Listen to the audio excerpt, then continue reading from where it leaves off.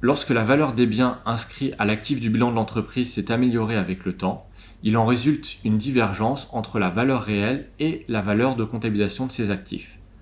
Pour corriger cette distorsion et offrir une image fidèle du patrimoine, il est permis aux entreprises de procéder à une réévaluation libre de leurs actifs. Cette réévaluation s'accompagne d'une amélioration des capitaux propres. La loi de finances 2021 vient instaurer un dispositif temporaire de neutralisation fiscale de ces écarts de réévaluation. Pour les immobilisations non amortissables, les entreprises bénéficient d'un sursis d'imposition de ces écarts de réévaluation. Lorsque le bien sera cédé, la plus-value sera déterminée à partir de la valeur d'origine du bien. Pour les immobilisations amortissables, la plus-value sera étalée sur 15 ans pour les constructions et 5 ans pour les autres immobilisations.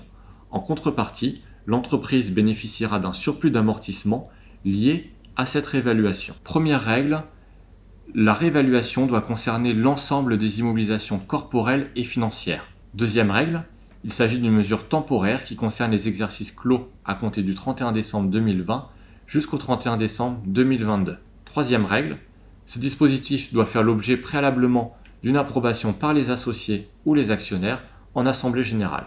Pour finir, cette disposition devra faire l'objet d'une mention dans le rapport de gestion ou en annexe.